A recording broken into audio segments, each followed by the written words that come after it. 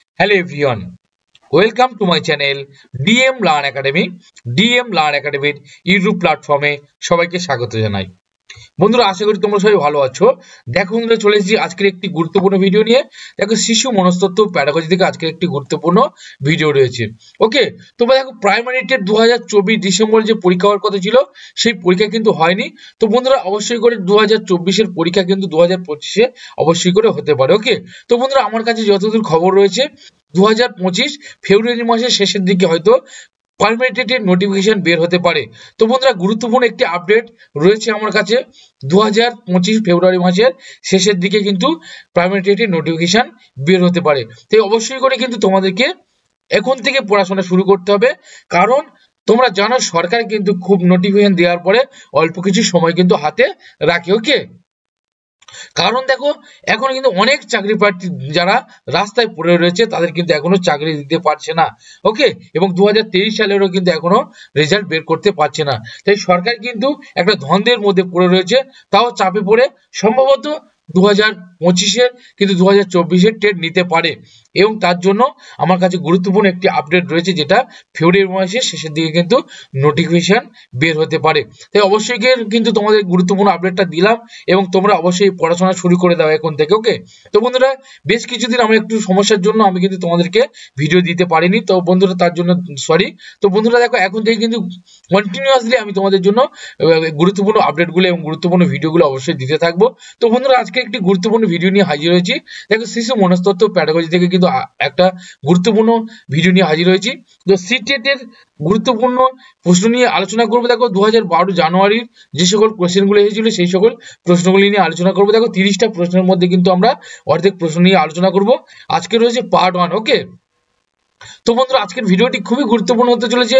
অবশ্যই গুরুত্বপূর্ণ ভিডিও, কারণ দেখো, প্রত্যেকটা প্রশ্ন কিন্তু আমি ডিসকাস করে তোমাদেরকে জানাই এবং প্রত্যেকটা প্রশ্ন ডিসকাসে আলোচনা করি। কারণ দেখো, আমরা যদি প্রশ্নটা বিস্তারিত যদি না জানি, ওকে, কনসেপ্টটা যদি না ক্লিয়ার করতে পারি, তাহলে কিন্তু আমরা সেই প্রশ্নটা সম্পর্কে সঠিকভাবে জানবো না। তো আমি পুরোপুরি ভাবে তোমাদেরকে কনসেপ্ট ক্লিয়ার করার চেষ্টা করব। আর তোমরা যারা আমার চ্যানেল নতুন এখনো সাবস্ক্রাইব করোনি, তোমরা চটপট করে সাবস্ক্রাইব করে নাও। ওকে, এবং তোমরা যারা ভাবছো সমস্ত ভিডিওর পিডিএফ গুলো পাওয়ার জন্য, অবশ্যই তোমরা ভিডিওর পিডিএফ গুলো পেয়ে যাবে। দেখো, টেলিগ্রাম গ্রুপে যুক্ত হয়ে যাও। টেলিগ্রাম গ্রুপের লিঙ্ক ডেসক্রিপশনে দেওয়া রয়েছে। তাছাড়া কিন্তু হোয়াটসঅ্যাপ গ্রুপের লিঙ্কও দেওয়া রয়েছে। আর অবশ্যই করে প্রত্যেকে বলবো, তোমাদের সুন্দর হাত দিয়ে একটু লাইক করে দাও প্রত্যেকে। দেখো, অনেক কষ্ট করে কিন্তু তোমাদের জন্য এই খবরগুলো আনি এবং তোমাদের জন্য কিন্তু ভিডিওগুলো বানাচ্ছি। ওকে, তো বন্ধুদের মধ্যে একটু শেয়ার করে দাও চটপট করে সুন্দর হাত দিয়ে, আর লাইক করে দাও। আর যদি তোমরা এখনো সাবস্ক্রাইব না করে থাকো, চটপট করে সাবস্ক্রাইব করে নাও। তো বন্ধুরা, চলো বেশি কথা না বাড়িয়ে দেখে নেবো গুরুত্বপূর্ণ প্রশ্নগুলি। এবং মনে রাখবে, কিন্তু ফেব্রুয়ারি মাসে কিন্তু নোটিফিকেশন বের হতে পারে। ওকে, তো 3 মাস, ফেব্রুয়ারি থেকে 3 মাস কি 4 মাসের মধ্যে কিন্তু পরীক্ষা অবশ্যই করে হওয়ার চান্স রয়েছে। যে প্রত্যেকে বলছি, অবশ্যই তোমরা কিন্তু পড়াশোনা শুরু করে দাও এবং ভিডিওগুলো দেখতে থাকো, শেষ পর্যন্ত দেখতে থাকো। তোমাদের কিন্তু কনসেপ্টগুলো ক্লিয়ার করার চেষ্টা করবো। সমস্ত ভিডিওর কিন্তু পিডিএফ গুলো তোমরা পাবে এবং শেষ পর্যন্ত অবশ্যই তোমরা দেখতে থাকো এবং জুড়ে থাকো। তোমাদের জন্য কিন্তু আমি মক টেস্টও রেখেছি। ওকে, তো বন্ধুরা, চলো দেখে নেবো গুরুত্বপূর্ণ প্রশ্নগুলি কি কি রয়েছে আজকের ভিডিওটি। ইম্পর্টেন্ট প্রশ্ন, টোটাল কনসেপ্ট ক্লিয়ার করার চেষ্টা করছি। চলো দেখো, প্রথম প্রশ্ন কি বলেছে। দেখো, একজন শিক্ষক একটি প্রশ্নপত্র তৈরি করার পরে পরীক্ষা করে দেখুন যে প্রশ্নগুলি নির্দিষ্ট পরীক্ষা করে কিনা। এর উদ্দেশ্যে তিনি প্রাথমিকভাবে প্রশ্নপত্রের, দেখো, একজন শিক্ষক একটা প্রশ্নপত্র তৈরি করার পরে পরীক্ষা করে দেখবে যে প্রশ্নপত্রগুলি নির্দিষ্ট পরীক্ষা করে কিনা। আর এই উদ্দেশ্যে প্রাথমিকভাবে তার কোন বিষয়টা তিনি গুরুত্ব দেবেন এবং কোন বিষয় নিয়ে তিনি দেখো উদ্বিগ্ন থাকবেন। দেখো, তার হচ্ছে বৈধতা, বিষয়বস্তুর কভারেজ, প্রশ্নের টাইপোলজি, নির্ভরযোগ্যতা। দেখো, সব থেকে বড় বিষয় যেটা, বৈধতা তো অবশ্যই থাকবে, বিষয়বস্তুর কভারেজ এবং প্রশ্নের টাইপোলজিটা খুবই একটা গুরুত্বপূর্ণ নয়, নির্ভরযোগ্যতাও থাকবে। কিন্তু দেখো, সব থেকে যেটা গুরুত্বপূর্ণ প্রাথমিকভাবে প্রশ্নের উপর, যেটা প্রশ্নের বিষয়বস্তু, যেটা মূল বিষয়বস্তু, সেটা নিয়ে কিন্তু তিনি সঠিক আছে কিনা সেই বিষয়বস্তুটা কিন্তু তিনি পরীক্ষা করে দেখবেন। ওকে, তাহলে এখানে সঠিক উত্তরটি দেখো, বিষয়বস্তুর কভারেজ। ওকে, দেখো, বিষয়বস্তুটা ঠিকঠাকভাবে সেই পরীক্ষার প্রশ্নপত্রের মধ্যে রয়েছে কিনা সেটা, বা সেটা কতটা কভার করছে প্রশ্নপত্রের বিষয়বস্তুটা, সেটা কিন্তু তিনি নজর রাখবেন, সেটা নিয়ে তিনি উদ্বিগ্ন থাকবেন। ওকে, তো চলো দেখে নিই দ্বিতীয় নম্বর প্রশ্ন। 2 নম্বর প্রশ্ন কি বলেছে। দেখো সমালোচনামূলক শিক্ষাবিদ্যা দৃঢ়ভাবে বিশ্বাস করে যে, দেখো সমালোচনামূলক শিক্ষাবিদ্যা দৃঢ়ভাবে কি বিশ্বাস করছে, দেখো শিক্ষককে সর্বদা শ্রেণীকক্ষের নির্দেশে নেতৃত্ব দেওয়া উচিত, শিক্ষার্থীদের স্বাধীনভাবে মুক্তির প্রয়োজন নেই, শিশুরা স্কুলের বাইরে যা শেখে তা অপ্রাসঙ্গিক, শিক্ষার্থীদের অভিজ্ঞতা ও উপলব্ধিগুলি গুরুত্বপূর্ণ। দেখো এখানে একটা দেখো, শিশুরা স্কুলের বাইরে যা শেখে তা অপ্রাসঙ্গিক, এটা কিন্তু কখনো বলা যায় না। দেখো অপ্রাসঙ্গিক নয়, অনেক কিছু কিন্তু যা শেখে তারা কিন্তু অনেক কিছু প্রাসঙ্গিক এবং ভালো জিনিস শেখে। ওকে, তো স্কুলের বাইরে যা শেখে তা কিন্তু সবকিছু অপ্রাসঙ্গিক নয়। আরেকটা দেখো, শিক্ষার্থীদের স্বাধীনভাবে মুক্তির প্রয়োজন নেই, অবশ্যই কিন্তু শিক্ষার্থীদের স্বাধীনভাবে মুক্তির প্রয়োজন রয়েছে। ওকে, তাহলে এটা কিন্তু কোনোভাবেই কিন্তু এখানে গ্রহণযোগ্য নয়। এবার দেখো, শিক্ষককে সর্বদা শ্রেণীকক্ষের নির্দেশে নেতৃত্ব দেওয়া উচিত, সবসময় শ্রেণীকক্ষের নির্দেশে নেতৃত্ব দেবে এরকম তো কিছুই নয়। ওকে, দেখো শিক্ষক মহাশয় তিনি শিশুদের নির্দেশ বা শিশুরা কি চায়, বর্তমানে আমরা জানি কিন্তু শিক্ষা ব্যবস্থা হচ্ছে কি না স্টুডেন্ট ভিত্তিক, অর্থাৎ শিশু কেন্দ্রিক শিক্ষা। ওকে, তো সেই জন্য শ্রেণীকক্ষের নির্দেশে তিনি নেতৃত্ব দেবে এইরকম কিছু নয়। ওকে, আরেকটা বিষয় দেখো, যেহেতু সমালোচনামূলক শিক্ষাবিদ্যা বলেছে, অর্থাৎ সমালোচনামূলক করবে, কার উপর ডিপেন্ড করে সমালোচনামূলক করবে, সমালোচনামূলক হবে। দেখো শিক্ষার্থীদের অভিজ্ঞতা এবং উপলব্ধি, যে বিষয় শিক্ষার্থীরা কতটা উপলব্ধি করলো, অবশ্যই সবসময় কিন্তু শিক্ষার্থীদের উপর গুরুত্ব দিতে হবে। আরেকটা জিনিস, যেখানে সমালোচনামূলক বলেছে, অর্থাৎ সমালোচনা কাদেরকে নিয়ে হবে, শিক্ষার্থীদের অভিজ্ঞতাকে নিয়ে হবে, তারা কতটা উপলব্ধি করতে পারছে সেটাকে নিয়ে হবে। ওকে, তাহলে এখানে দেখো সঠিক উত্তরটি হয়ে যাচ্ছে কি 4-এরটা। ওকে, চলো নেক্সট দেখো 3 নম্বর প্রশ্নে কি বলেছে, স্কুল ভিত্তিক মূল্যায়ন প্রাথমিকভাবে এই নীতির উপর ভিত্তি করে করা হয় যে, দেখো স্কুল ভিত্তিক মূল্যায়ন প্রাথমিক কোন নীতির উপর ভিত্তি করে করা হচ্ছে, 4টে অপশন দেখে নেব আমরা।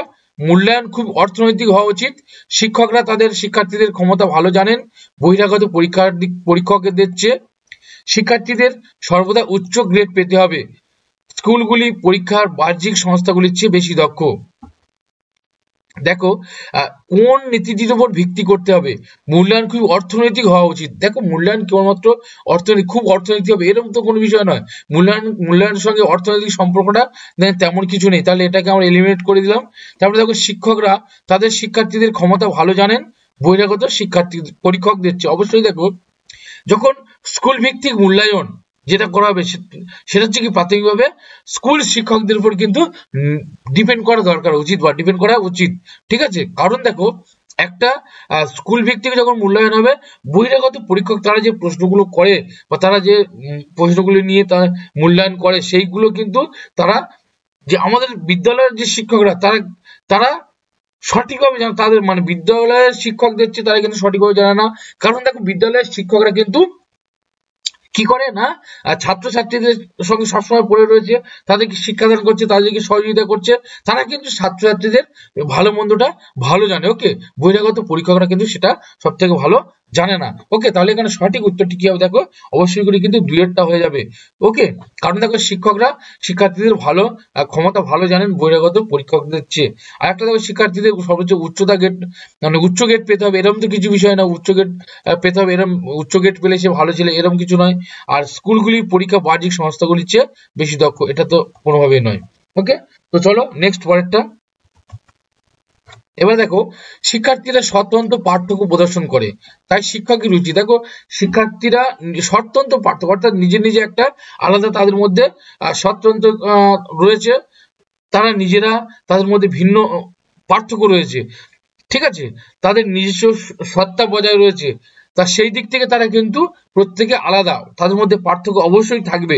এখানে শিক্ষকের উচিত, দেখো শিক্ষকের উচিত কি, লেখার অভিন্ন গতির উপর জোর দিন, বিভিন্ন শিক্ষার অভিজ্ঞতা প্রদান করুন, কঠোর শৃঙ্খলা প্রয়োগ করুন, পরীক্ষার সংখ্যা বৃদ্ধি করুন। দেখো পরীক্ষার সংখ্যা বৃদ্ধি করুন, এখানে শিক্ষার্থীদের স্বতন্ত্র পার্থক্যের জন্য কেবল শুধু পরীক্ষার সংখ্যা বৃদ্ধি করলে তাদের স্বতন্ত্র পার্থক্যটা প্রদর্শন করা যাবে এরকম তো কিছু নয়, ঠিক আছে, তাহলে এখানে পরীক্ষাটা আমরা এখানে নেব না। আর একটা দেখো, কঠোর শৃঙ্খলা প্রয়োগ করুন।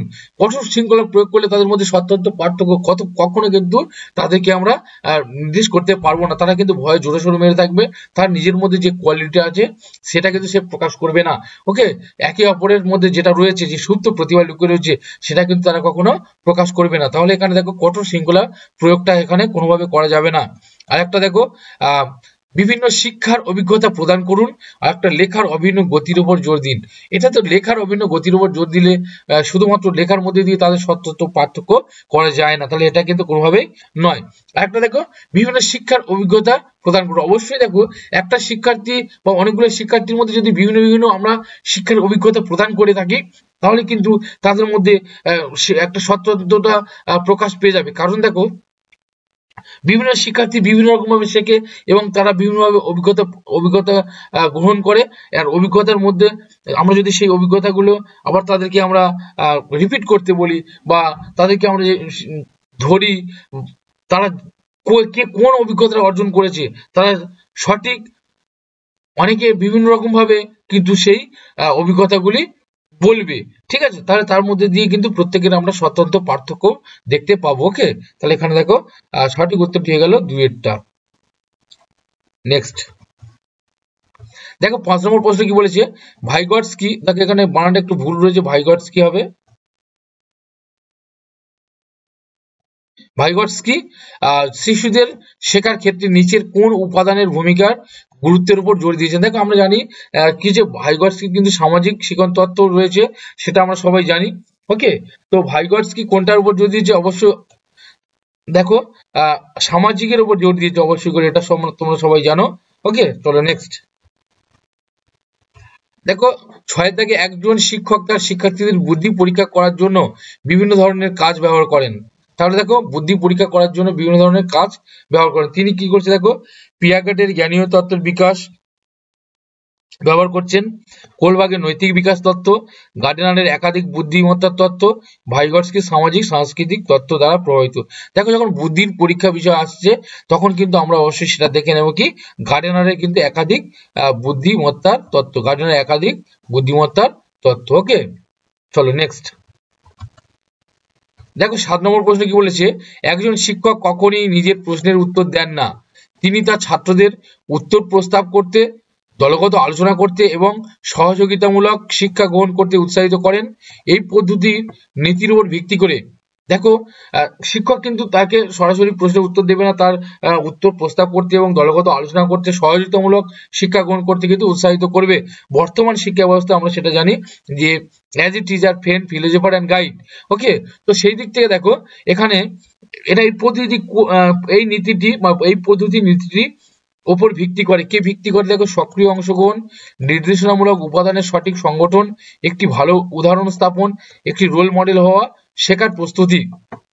দেখো, এখানে কিন্তু এখানে ছাত্রছাত্রীদের উত্তর প্রস্তাব করতে এবং দলগত আলোচনা, সহযোগিতামূলক শিক্ষা, অর্থাৎ যখন দলগত আলোচনা হচ্ছে এবং ছাত্ররা নিজেরা তারা কিন্তু সেই উত্তরটা দেওয়ার চেষ্টা করবে, তাদেরকে একে অপরের সহযোগিতার মধ্যে দিয়ে তারা কিন্তু শিক্ষা গ্রহণ করবে। এটা কিন্তু একদম কি হচ্ছে, সক্রিয় অংশগ্রহণ, অর্থাৎ শিক্ষার্থীরা এখানে কিন্তু সক্রিয় অংশগ্রহণ করছে। ওকে, তাহলে এখানে 7 নম্বর প্রশ্নের উত্তর হয়ে গেল কি, দেখো, সক্রিয় অংশগ্রহণ। চলো নেক্সট দেখো, 8 নম্বর প্রশ্ন কি বলেছে, নিচের কোনটি শিক্ষক সম্পর্কিত কারণ শিক্ষণকে প্রভাবিত করে? দেখো, কোন কারণটি শিক্ষণ সম্পর্কিত, বা কোন কারণটি শিক্ষক সম্পর্কিত কোন কারণটি শিক্ষণকে প্রভাবিত করে? দেখো, বিষয়ের উপর দক্ষতা, উপযুক্ত বসার ব্যবস্থা, শিক্ষণ শেখানোর সম্পদের প্রাপ্যতা, বিষয়বস্তুর প্রকৃতি বা লেখার অভিজ্ঞতা। দেখো, শিক্ষক সংক্রান্ত বা শিক্ষক সম্পর্কিত কারণ, শিক্ষণের উপরে কারণ। এবার শিক্ষণের উপরে শিক্ষক সম্পর্কিত কোন কারণটা হতে পারে? একমাত্র আমরা জানি যে শিক্ষক সম্পর্কিত বিষয়টি হচ্ছে শিক্ষকের পরিচালনা বা তার যে বিষয়ের দক্ষতা, উপস্থাপনা, এইটাই তো আমরা জানি মেন। ওকে, তাহলে এখানে সেই অপশনগুলির মধ্যে কোনটা রয়েছে আমরা দেখবো। দেখো, বিষয়ের উপর দক্ষতা, উপযুক্ত বসার ব্যবস্থা, বসার ব্যবস্থাটা কোনোভাবেই শিক্ষকের ক্ষেত্রে কিন্তু যায় না। ওকে, তারপরে দেখো, শিক্ষণ শেখানোর সম্প্রদায়ের প্রাপ্যতা, এটা তো নয়। শিক্ষণ শেখানো সম্পদ অর্থাৎ এলটিএম যেগুলো আমরা বলি তার প্রাপ্যতা শিক্ষকের সঙ্গে কিন্তু সম্পর্কিত নয়। ওকে, তারপরে দেখো বিষয়বস্তুর প্রকৃতি ও লেখার অভিজ্ঞতা, এটা তো আরেকটা জিনিস। দেখো বিষয়ের ওপর দক্ষতা, অবশ্যই কিন্তু এখানে যে অপশনগুলো রয়েছে সেটার মধ্যে কিন্তু রয়েছে দেখো যেটা বিষয়ের উপর দক্ষতা অর্থাৎ শিক্ষক মহাশয় এখানে সম্পর্কিত যে শিক্ষক মহাশয় কতটা বিষয়ের উপর দক্ষতা রয়েছে সেটাই হচ্ছে এখানে শিক্ষণকে প্রভাবিত করে। চারটে অপশনের মধ্যে সঠিক উত্তরে গেলে দেখো এক একটা। চলো নেক্সট। দেখো একটি স্কুল যখন মেয়েদের অগ্রাধিকার দেয়, একটি রাজ্য স্তরের একক গান প্রতিযোগিতার জন্য ছাত্রদের প্রস্তুত করা, এটি প্রতিফলিত করে। দেখো একটা স্কুল মেয়েদের অগ্রাধিকার দিচ্ছে, কেবলমাত্র মেয়েদের। আমরা জানি এটা হচ্ছে কি জেন্ডার স্টিরিওটাইপিং, মেয়ে অথবা ছেলেদেরকে কিন্তু যখন অগ্রাধিকার দেবে তখন সেটা হয়ে যাবে কি জেন্ডার স্টিরিওটাইপিং। ওকে, দেখো লিঙ্গ পক্ষপাত, বিশ্ব প্রবণতা, বাস্তববাদী পদ্ধতি, প্রগতিশীল চীন। দেখো এখানে কিন্তু যখন আমরা জানি যে মেয়ে অথবা ছেলেদের যে কোনো একটি লিঙ্গকে যখন প্রাধান্য দেওয়া হয় সেটা হয়ে যায় কি প্রধানত লিঙ্গ পক্ষপাত। এখানে সঠিক উত্তরটা হয়ে গেল এক একটা। চলো নেক্সট। দেখো 10 নম্বর প্রশ্নে কি বলেছে, বীজের অঙ্কুরোদ্গমের ধারণা শেখানোর সবচেয়ে কার্যকর পদ্ধতি হলো। দেখো বীজের অঙ্কুরোদ্গমের ধারণা শেখানোর সবচেয়ে কার্যকর পদ্ধতি কি, বিস্তারিত ব্যাখ্যা দেওয়া, শিক্ষার্থীদের বীজ রোপণ করা এবং অঙ্কুরোদ্গম পর্যায়গুলি পর্যবেক্ষণ করা, কিবোর্ডে ছবি আঁকা এবং বর্ণনা দেওয়া, বীজ বৃদ্ধির ছবি দেখানো। দেখো এখানে যে কটা অপশন রয়েছে সবকটা অপশন কিন্তু অবশ্যই সবকটি অপশন কিন্তু সঠিক, কিন্তু দেখো এখানে কার্যকর পদ্ধতি বলছে। অবশ্যই কিন্তু বীজের অঙ্কুরোদ্গমের ধারণা শেখানোর জন্য আমরা বিস্তারিত ব্যাখ্যা দিতে পারি, বীজ রোপণ করতে পারি, পর্যায়গুলি পর্যবেক্ষণ করতে পারি এবং কিবোর্ডে ছবি এঁকে তার বর্ণনা দিতে পারি, আবার বীজ বৃদ্ধির কিন্তু ছবি দেখাতে পারি। কিন্তু এর মধ্যে সবচেয়ে কার্যকর পদ্ধতি দেখো, যদি আমরা কোনো কাজটি হাতে কলমে করি তখন কিন্তু সেটা কিন্তু সবসময় একটা বিশেষ কার্যকর পদ্ধতি অবশ্যই করে হবে। দেখো শিক্ষার্থীদের বীজ রোপণ করা এবং অঙ্কুরোদ্গমের পর্যায়গুলি পর্যবেক্ষণ করা, এটাই কিন্তু সব থেকে গুরুত্বপূর্ণ এখানে অপশন রয়েছে। তাহলে এখানে সঠিক উত্তরটি হয়ে যাচ্ছে দেখো শিক্ষার্থীদের বীজ রোপণ করা। ওকে, চলো নেক্সট। দেখো 11 নম্বর প্রশ্ন কি বলেছে, যখন একটি শিশু ফেল হয় তার মানে, দেখো একটা শিশু ফেল হয় তার মানে কি হচ্ছে, শিশুটি পড়াশোনার জন্য উপযুক্ত নয়, শিশুটি সঠিকভাবে উত্তর মুখস্থ করেনি, প্রাইভেট টিউশন নেওয়া উচিত ছিল, সিস্টেম ব্যর্থ হয়েছে। যখন একজন শিশু ফেল হয় তার মানে শিশুটি পড়াশোনার জন্য উপযুক্ত নয় এমন কিছু নয়। দেখো সে কিন্তু পড়াশোনার জন্য উপযুক্ত, কিন্তু ব্যর্থ হয়েছি কারা, আমরা ব্যর্থ হয়েছি, শিক্ষকরা ব্যর্থ হয়েছে, তার সিস্টেমটা ব্যর্থ হয়েছে। ওকে, পড়াশোনাটা আমরা যে সিস্টেমে পড়াশোনাটা দিচ্ছি সেই সিস্টেমটা ব্যর্থ হয়েছে এখানে। দেখো অর্থাৎ শিশুটি ফেল হওয়া মানে দোষটা কিন্তু তার নয়, শিশুটি ফেল হওয়া মানে দোষটা হচ্ছে আমরা যারা তাদেরকে শিক্ষা দিচ্ছি অর্থাৎ শিক্ষক মহাশয়, এবং যে সিস্টেমে সে পড়াশোনাটা হচ্ছে এখানে কিন্তু সেটাই হচ্ছে তার মূল কারণ। ওকে, তাহলে এখানে দেখো যে অপশনগুলি দিয়েছে, পড়াশোনা উপযুক্ত নয় এটা তো নয়, আরেকটা দেখো সঠিকভাবে মুখস্থ করেনি এটাও নয়, আরেকটা দেখো প্রাইভেট টিউশন নিয়েছিল এটা বললাম যে সিস্টেম ব্যর্থ হয়েছে, অথবা কি আমাদের শিক্ষক মহাশয় কিন্তু তাকে সঠিকভাবে কিন্তু শিক্ষাটা দিতে পারেনি। ওকে, তাহলে এখানে সঠিক উত্তরটি কি হবে, দেখো সিস্টেম ব্যর্থ হয়েছে। চারেরটা। চলো নেক্সট। দেখো 12 নম্বর প্রশ্ন কি বলেছে, শিক্ষাদান থেকে শেখার উপর জোর দেওয়া যেতে পারে। দেখো শিক্ষাদান থেকে শেখার উপর জোর দেওয়া যেতে পারে, পরীক্ষার ফলাফলের উপর দৃষ্টি নিবদ্ধ করে, শিশু কেন্দ্রিক শিক্ষাবিদ্যা গ্রহণ, রোড লার্নিং কে উৎসাহিত করে, সম্মুখ শিক্ষা গ্রহণ। দেখো শিক্ষাদান থেকে শেখার উপর জোর দেওয়া যেতে পারে, কোন ক্ষেত্রে শিক্ষাদান থেকে শিক্ষার উপর জোর দেওয়া যেতে পারে, দেখো সম্মুখ শিক্ষা গ্রহণ, এটা কেবলমাত্র সম্মুখ শিক্ষা গ্রহণ, মুখোমুখি শিক্ষা গ্রহণের ক্ষেত্রে কিন্তু এটা গুরুত্বপূর্ণ নয়। তারপরে দেখো রোড লার্নিং অর্থাৎ পুনরায় যেটা শিখন বারবার অনুশীলনের ক্ষেত্রে উৎসাহিত করতে হবে। আর একটা জিনিস দেখো পরীক্ষার ফলাফলের উপর দৃষ্টি নিবদ্ধ করা আর শিশু কেন্দ্রিক শিক্ষাবিদ্যা গ্রহণ। দেখো সব থেকে গুরুত্বপূর্ণ যখন শিশু কেন্দ্রিক শিক্ষাবিদ্যা গ্রহণটা থাকবে বা শিশু কেন্দ্রিক শিক্ষাটা থাকবে তখন কিন্তু তোমাদের অবশ্যই করে একটা ভাবনা চিন্তার দিক রাখতে হবে যে এই উত্তরটা কিন্তু হতেই পারে, কারণ বর্তমান শিক্ষা ব্যবস্থা আমরা জানি কি শিশু কেন্দ্রিক শিক্ষা ব্যবস্থার উপর কিন্তু গুরুত্বপূর্ণ প্রবল ভীষণভাবে কিন্তু জোর দিয়েছে। তাহলে এখানে শিক্ষাদান থেকে শিক্ষার উপর জোর দেওয়া যেতে পারে, এটা হচ্ছে কি শিশু কেন্দ্রিক শিক্ষা ব্যবস্থা গ্রহণ করার মাধ্যমে। ওকে, তাহলে শিশু কেন্দ্রিক শিক্ষা ব্যবস্থা গ্রহণ করার মাধ্যমে কিন্তু এই শিক্ষাদান থেকে শেখার উপর জোর দেওয়া যেতে পারে, এটা শিশু কেন্দ্রিক শিক্ষা ব্যবস্থা গ্রহণ করতে হবে। ওকে, চলো নেক্সট। দেখো 13 নম্বর প্রশ্ন কি বলেছে, অন্তর্ভুক্তিমূলক শিক্ষা। অন্তর্ভুক্তিমূলক শিক্ষা কি? দেখো প্রান্তিক গোষ্ঠীর শিক্ষকদের অন্তর্ভুক্ত করে, শ্রেণীকক্ষে বৈচিত্র্য উদযাপন করে, কঠোর ভর্তি পদ্ধতিকে উৎসাহিত করে, তথ্যের পরিচালনা অন্তর্ভুক্ত করে। দেখো অন্তর্ভুক্তিমূলক শিক্ষা মানে কি আমরা জানি না, শ্রেণীকক্ষের মধ্যে বিভিন্ন ধরনের বৈচিত্র্যের শিক্ষার্থী কিন্তু সেখানে থাকবে। ওকে, তার মানে কেবলমাত্র যে প্রান্তিক গোষ্ঠীর শিক্ষকদের অন্তর্ভুক্ত করবো এরকম কোনো কিছু বিষয় নয়। তাহলে অন্তর্ভুক্তি শিক্ষা মানে বর্তমান শিক্ষা ব্যবস্থায় বিভিন্ন স্তরের শিক্ষার্থীদেরকে নিয়ে কিন্তু অন্তর্ভুক্তিমূলক শিক্ষা ব্যবস্থা গড়ে তোলা হয়েছে। ওকে, শ্রেণীকক্ষে একটা বৈচিত্র্য উদযাপন করার জন্য, ওকে, বা শ্রেণীকক্ষে একটা নির্দিষ্ট বৈচিত্র্য গড়ে তোলে এই যে অন্তর্ভুক্তিমূলক শিক্ষা ব্যবস্থা। তাহলে এখানে দেখো প্রান্তিক শিক্ষকদের অন্তর্ভুক্তি করে এটা তো কোনোভাবেই নয়, আর কঠোর ভর্তি পদ্ধতিকে উৎসাহিত করে এটাও নয়। আরেকটা জিনিস দেখো, তথ্যের পরিচালনা অন্তর্ভুক্ত করে। তাহলে দেখো এখানে শ্রেণীকক্ষের বৈচিত্র্য উদযাপন করে কিন্তু অন্তর্ভুক্তিমূলক শিক্ষা। ওকে, চলো নেক্সট। দেখো 14 নম্বর প্রশ্নে কি বলেছে, নিচের কোনটি উদ্দেশ্যমূলক প্রশ্ন? দেখো উদ্দেশ্যমূলক প্রশ্ন কোনটি? প্রবন্ধ টাইপ প্রশ্ন, সংক্ষিপ্ত উত্তর প্রশ্ন, খোলা সমাপ্ত প্রশ্ন, সত্য বা মিথ্যা। দেখো তাহলে উদ্দেশ্যমূলক প্রশ্ন কোনটি? দেখো 4টে অপশনের মধ্যে কোনটা আমরা বলতে পারি উদ্দেশ্যমূলক প্রশ্ন? দেখো সব থেকে খুবই একটা গুরুত্বপূর্ণ প্রশ্ন কিন্তু, অথচ সোজা প্রশ্ন। ঠিক আছে, দেখো উদ্দেশ্যমূলক প্রশ্ন যখন হবে সেটা হচ্ছে কি, সেই প্রশ্নে কিন্তু কোন রকম ব্যাখ্যার প্রয়োজন থাকবে না।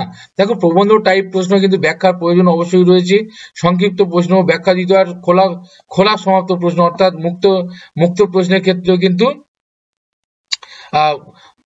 একটা কিন্তু সেখানে ব্যাখ্যার প্রয়োজন থাকে, কিন্তু সত্য মিথ্যার ক্ষেত্রে কিন্তু কোন রকম ব্যাখ্যার প্রয়োজন থাকে না। তাহলে এখানে সঠিক উত্তর কি? দেখো উদ্দেশ্যমূলক প্রশ্ন বলতে কিন্তু সত্য মিথ্যা প্রশ্নটা হচ্ছে কি উদ্দেশ্যমূলক প্রশ্ন, কেবলমাত্র সত্য বা মিথ্যা আমরা লিখে দিলেই হয়ে যাবে, এখানে কোনো ব্যাখ্যার প্রয়োজন নেই। চলো নেক্সট। দেখো 15 নম্বর প্রশ্নে কি বলেছে, নিচের কোনটি প্রগতিশীল শিক্ষার বৈশিষ্ট্য? দেখো প্রগতিশীল শিক্ষার বৈশিষ্ট্য কোনটি? নমনীয় সময় সারণী, বসার ব্যবস্থা করা।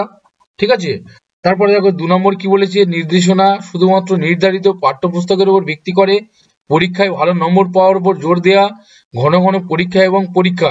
এবারে দেখো তাহলে প্রগতিশীল শিক্ষা ব্যবস্থা কি? প্রগতিশীল শিক্ষা ব্যবস্থা যে ঘন ঘন পরীক্ষা নেওয়া, এটা তো কোনোভাবেই কিন্তু নয়, প্রগতিশীল শিক্ষার বৈশিষ্ট্য নয়। তারপরে দেখো পরীক্ষায় ভালো নম্বর পাওয়ার উপর জোর দেওয়া, প্রগতিশীল শিক্ষা ব্যবস্থা কিন্তু নম্বর ব্যবস্থার উপরে কিন্তু জোর দেওয়া হয়নি।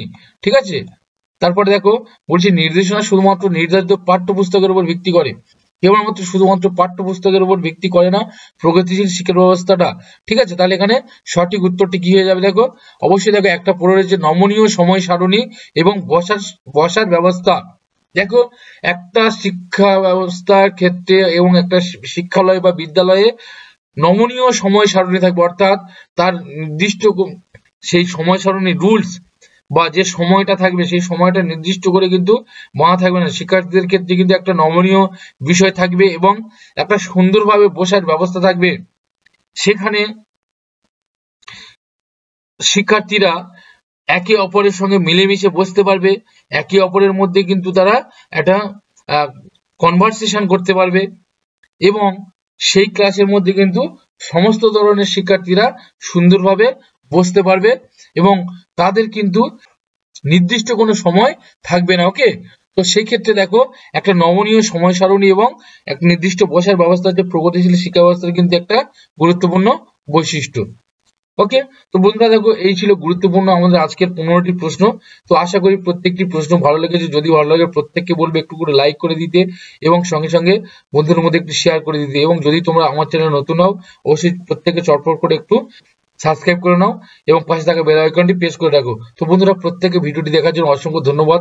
আবার দেখা হবে নতুন একটি গুরুত্বপূর্ণ ভিডিও নিয়ে। তো বন্ধুরা ভিডিওটি কেমন হলো অবশ্যই তোমরা কমেন্টে জানাতে ভুলবে না, এবং পরীক্ষা কিন্তু আসন্ন, আমি বলছি আমার কাছে খবর যেটা রয়েছে তোমাদেরকে জানালাম, তোমরা অবশ্যই করে কিন্তু প্রস্তুতি শুরু করে দাও এবং ভিডিওগুলো দেখো এবং অন্যান্য ভিডিওগুলো অবশ্যই চ্যানেল প্লেলিস্ট থেকে দেখে নাও। ওকে, তো চলো বন্ধুরা দেখা হবে আরেকটি গুরুত্বপূর্ণ ভিডিও নিয়ে। প্রত্যেককে ভিডিওটি দেখার জন্য অসংখ্য ধন্যবাদ।